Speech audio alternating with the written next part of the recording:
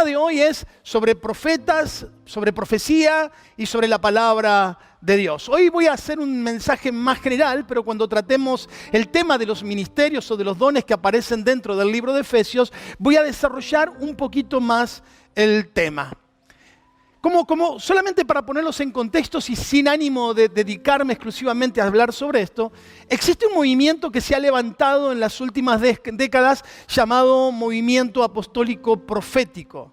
Estos tienen distintos énfasis, pero el denominador común es que pretenden presentarse como un movimiento de renovación de la iglesia. Estos movimientos comenzaron siendo marginales a la iglesia, aunque ya se han establecido en muchas congregaciones. La idea de este movimiento es que la iglesia necesita ser renovada y ser dirigida por apóstoles y por profetas, los cuales nos prometen o nos dicen que tienen una palabra nueva para la iglesia de nuestro tiempo. Lamentablemente, en muchos de los que adhieren a este movimiento existe un consciente desprecio por la verdad revelada en la Biblia, en la palabra de Dios, y hasta aconsejan, y esto lo he escuchado de primera mano, aconsejan a los miembros o a los que adhieren a su movimiento a que no es necesario estudiar la Biblia, no vale la pena estudiar la Biblia porque tenemos una nueva revelación que Dios le da a ellos y es bajo la cual deberíamos dirigirnos. Usted se imagina, ya con este contexto que le acabo de poner, la gravedad o la profundidad del asunto y los cuidados que deberíamos de tener todos sobre este tema. Para abordar el tema voy a ir a una historia muy singular de las Escrituras que aparece en 2 capítulos del Antiguo Testamento, en Segunda de Reyes capítulo 18 y en Primera de Reyes capítulo 22. Es tal el paralelismo que existe entre estos dos relatos que por lo menos en Reina Valera es casi una narración literal, como si hubiera hecho una copia y pegue, ¿no? Es muy literal, aunque creemos que los libros de Crónicas y de Reyes fueron escritos por 2 autores diferentes, evidentemente el autor de toda la palabra de Dios, el Espíritu Santo, inspiró a los autores para que pudieran escribir casi literalmente estas 2 historias. Voy a leer desde Segunda de Crónicas capítulo 18 para que tengamos, quien así lo quiera, la guía a través de esta escritura. Dice: tenía pues Josafat riquezas y gloria en abundancia, y contrajo parentesco con Acab. Y después de algunos años descendió a Samaria para visitar a Acab, por lo cual Acab mató muchas ovejas y bueyes para él y para la gente que con él venía, y le persuadió Acab a Josafat que fuese con él contra Ramot de Galaad. Y dijo Acab rey de Israel, a Josafat, rey de Judá: ¿quiere venir conmigo contra Ramot de Galaad? Y él respondió: yo soy como tú y mi pueblo como tu pueblo. Iremos contigo a la guerra. Además, dijo Josafat al rey de Israel: te ruego que consultes hoy la palabra de Jehová. Lo primero que nos encontramos son con 2 reyes. Usted recuerda que el rey del norte y el rey del sur estaba dividido, uno con la capital en Jerusalén, el otro con la capital en Samaria, tenían 2 reinos diferentes. Y aquí encontramos una escena, no muchas veces vistas en las Escrituras, donde los 2 reyes, por causa de un parentesco, el hijo de Josafat se había casado con la hija de Acab, entonces por este parentesco hay como una obligación de hacer esta batalla o ir a la batalla juntos, y frente a este desafío podemos ver 2 actitudes diferentes. Ambos reyes son conscientes que tenían por delante un gran desafío. Mientras que para uno era importante consultar a Dios, preguntarle a Dios, el otro ni siquiera lo tuvo en cuenta.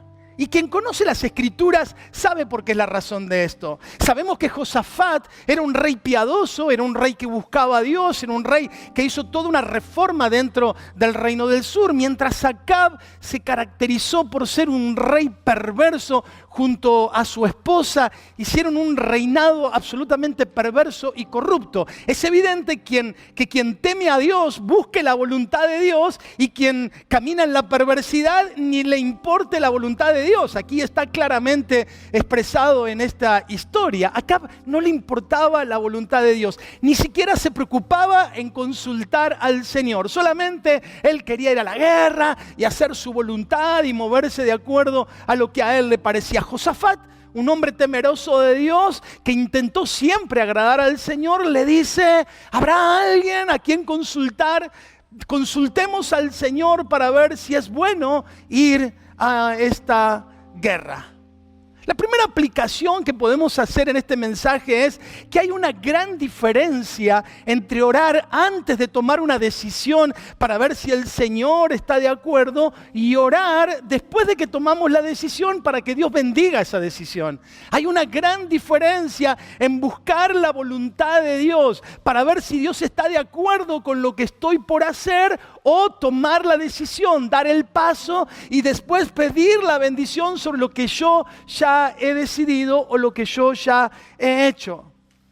La simple aplicación de estos primeros versículos es que es importantísimo que los hijos de Dios involucremos a Dios en nuestros proyectos, pero es mucho más importante que nosotros nos involucremos en los proyectos de Dios. Ahí vemos dos reyes, se preparan para la guerra. Uno dice: consultemos al Señor, y el otro dice: no sé si hace falta consultar al Señor, vamos igual. Versículo 5, vemos dos actitudes frente a la importancia de conocer la voluntad de Dios. Dice el versículo 5 al 8. Entonces el rey de Israel reunió a 400 profetas y les preguntó: ¿iremos a la guerra contra Ramot de Galaad o me quedaré quieto? Y ellos dijeron: sube, porque Dios los entregará en mano del rey.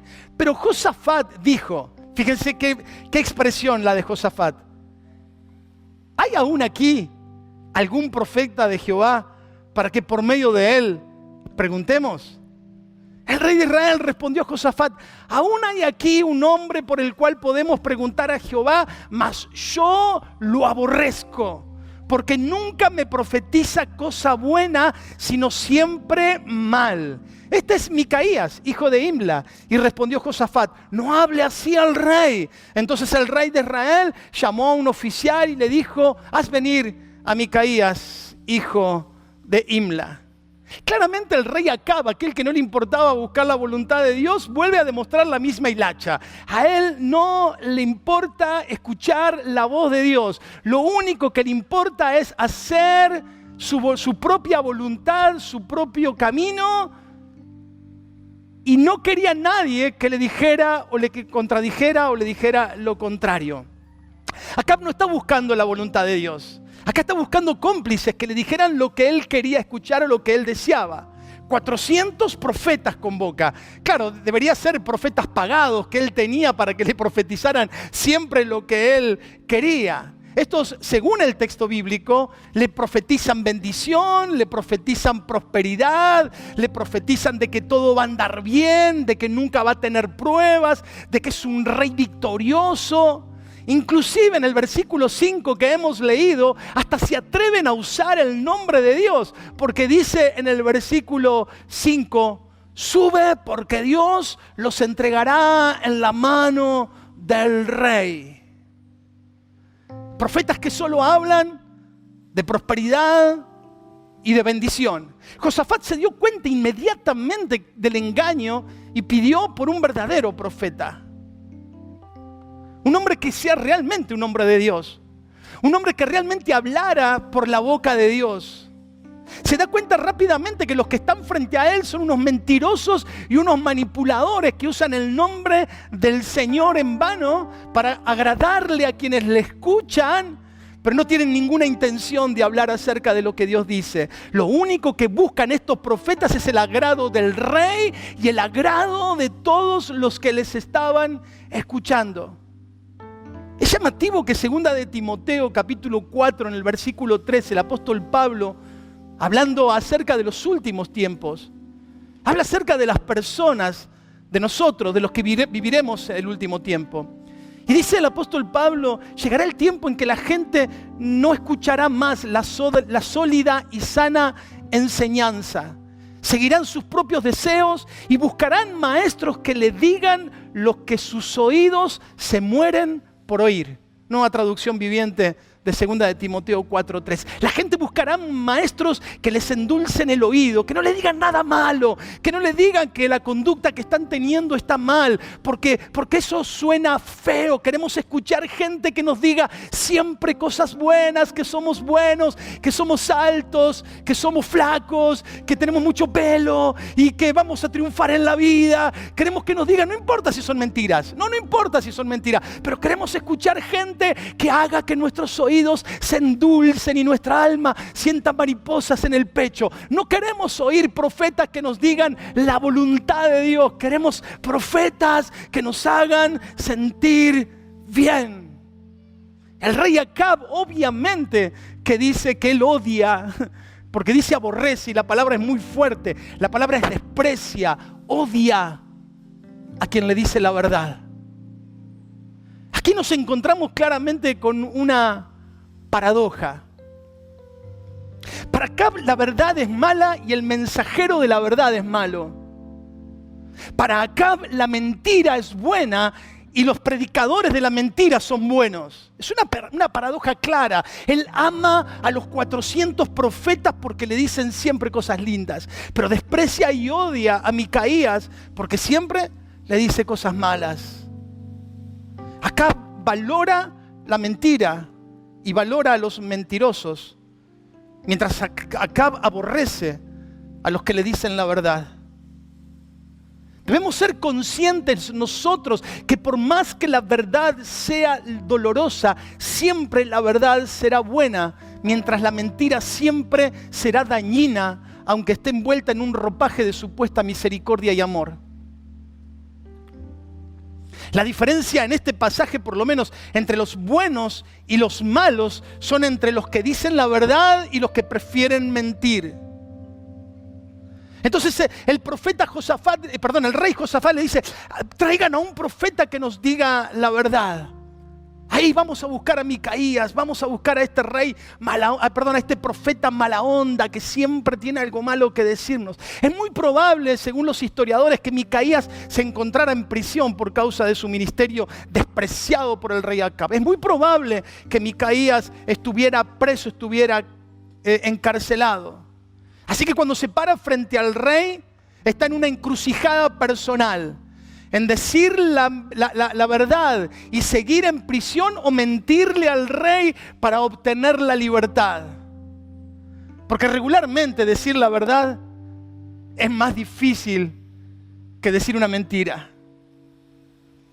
Pero nadie que sea serio en la vida prefiere un mentiroso antes que alguien que diga la verdad. Cuando uno va al médico, uno no dice, médico, dígame que estoy bien. No me venga con esas cosas de que tengo mal el colesterol y los triglicéridos y que tengo que hacer dieta y no sé. No me diga nada. Usted dígame que está todo bien. Uno no va al médico a eso. Sería poco profesional, ¿no es cierto? La Biblia no es el libro de los buenos deseos de Dios. La Biblia es la palabra de Dios. Es absolutamente verdad y absolutamente práctica para todo hijo de Dios que quiera caminar en su verdad. La Biblia es la revelación exacta y perfecta de la voluntad de Dios para todo aquel que quiera vivir en su verdad.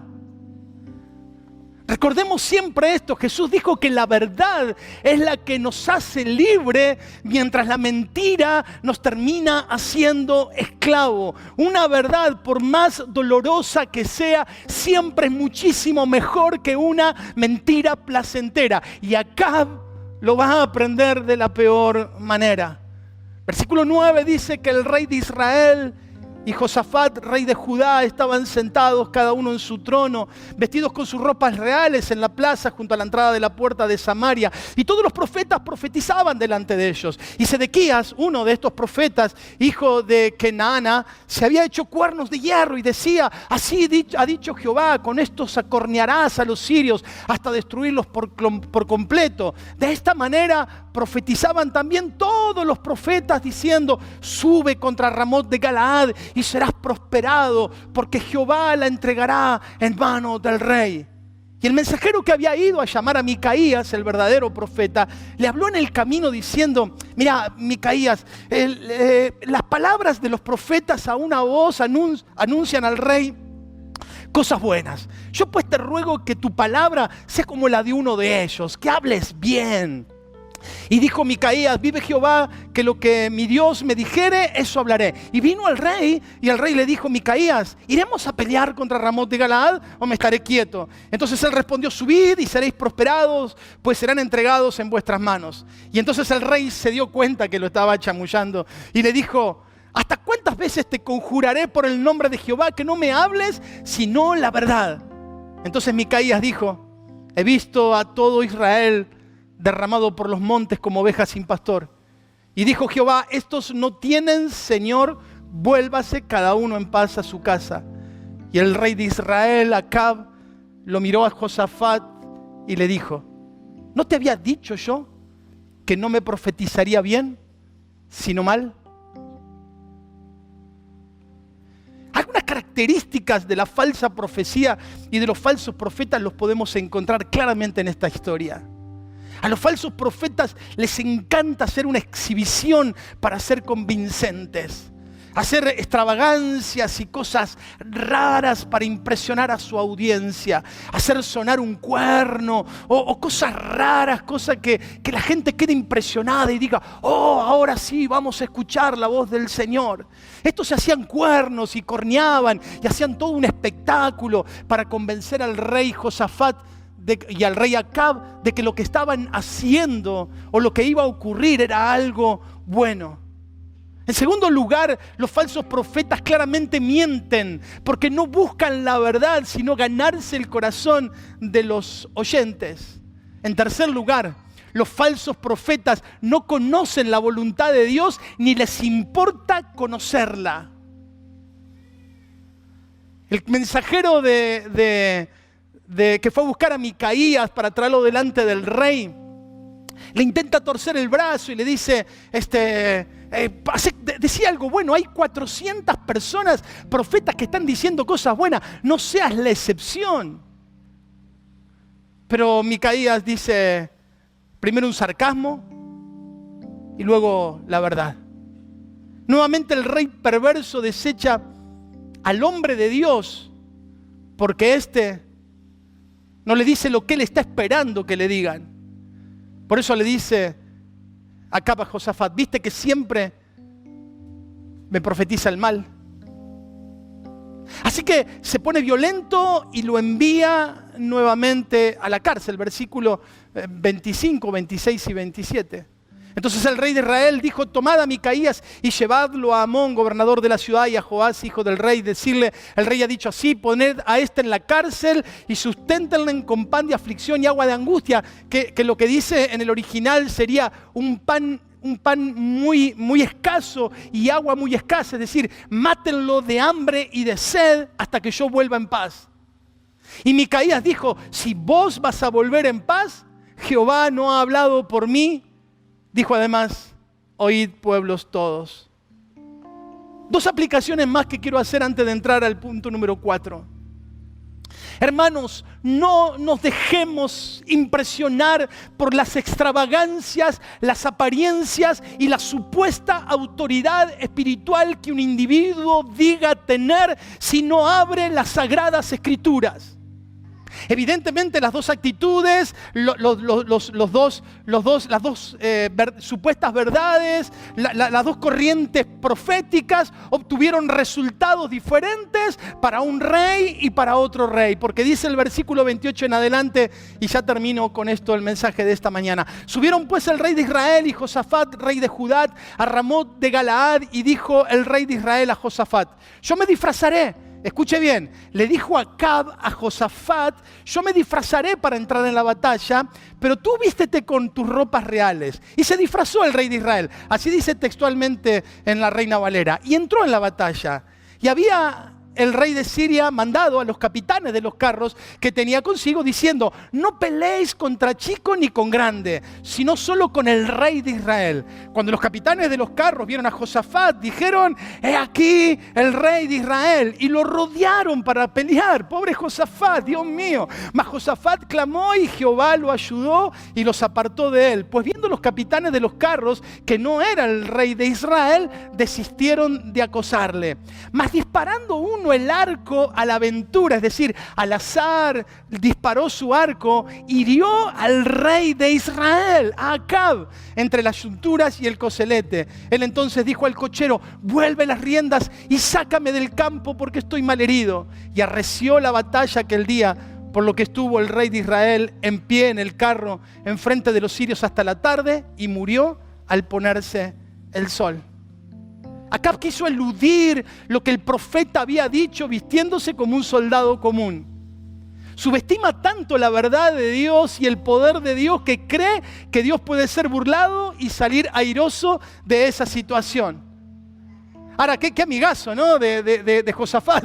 Le dice: vos vestite de rey que yo voy como soldado. Si te matan, ¿no? Así que lo deja a su amigo vestido como con traje de rey para la batalla, y sabía él que el rey de Siria iba a tratar de matarlo a él. Tratándose de Acab, probablemente había un propósito perverso detrás. Pero lo que no sabía Acab, que Josafat, por ser fiel, era cuidado por Dios, mientras él, el juicio de Dios estaba sobre su cabeza. Porque dice el texto que el Señor cuidó la vida de Josafat. Lo que Acab no recordaba es que había una palabra de Dios que debía de cumplirse. Una flecha arrojada como si nada. Así alguien dijo: bueno, la última que me queda. Y la tiró. No tenía un destino fijo. Al menos no tenía un destino fijo para la conciencia humana. Pero sí tenía un destino fijo para la voluntad de Dios, porque Dios la dirigió al lugar exacto. Evidentemente, dicen los estudiosos, que lo que se había puesto Acab era como una especie de armadura. Algo metálico que lo cubriera, y que no era muy común en Israel ese tipo de traje, pero él se había puesto un traje metálico para que nada le hiciera nada. Pero dice que entre la unión del traje, entre la parte inferior y la parte superior, ahí en ese lugar, la flecha entró para hacerle una herida mortal. Porque la palabra de Dios, siempre la palabra de Dios se cumplirá sin fallar ni un poquito.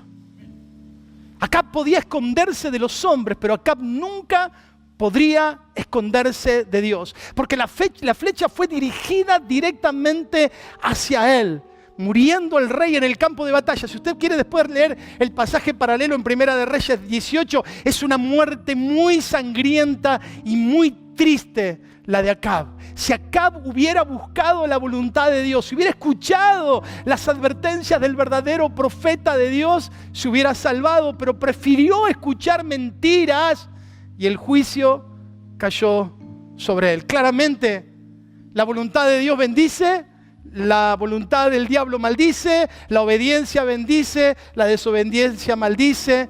Nadie puede escaparse de la voluntad de Dios. Termino el mensaje de esta mañana.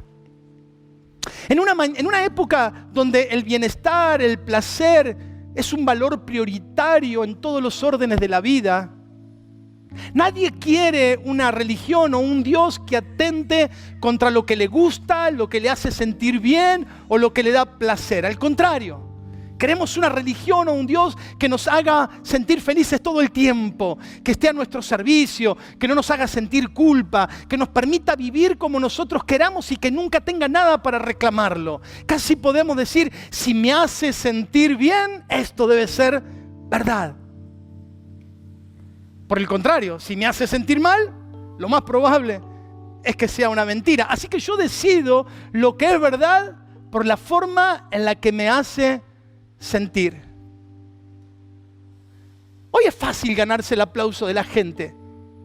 Solo hay que decirles lo que quieren escuchar. Endulzarles los oídos y decirle que todo va a estar bien, sin importar la manera en la que viven o la actitud que tengan hacia Dios. Si no, miremos a los políticos. La realidad es una ellos en sus discursos hablan de otra realidad, como si fuera una realidad paralela, diferente a la realidad que vivimos, y todo el mundo aplaude y todo el mundo victoria los nombres de ellos. Algunas aplicaciones para el mensaje de esta mañana. Podemos aprender muchas cosas de esta historia, pero quiero resaltar solo las que me parecen más importantes. En primer lugar, cuidado con los profetas o predicadores de buenas intenciones. No todo el que habla en el nombre de Dios lo está realmente haciendo. Solo el que abre las Escrituras puede decir, así dice el Señor. Hay predicadores que parece que en vez de predicar hicieran un monólogo de buenas intenciones y de buenos deseos. Pero la Biblia está ausente o algún versículo por ahí escapado. Ese es el nuevo modelo de la predicación. Predicadores de buenas intenciones que siempre nos hagan sentir felices. Cuidado con estos predicadores. Cuidado con escuchar solo a quienes nos endulzan el oído. Regularmente los que solo dicen cosas buenas no dicen toda la verdad, encubren parte de la verdad y en consecuencias se constituyen en mentirosos y manipuladores.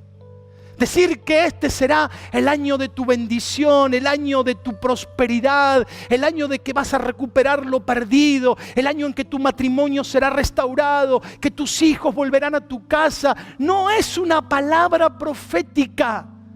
Es más bien el ministerio de los buenos deseos, en el mejor de los casos, o en el peor de los casos.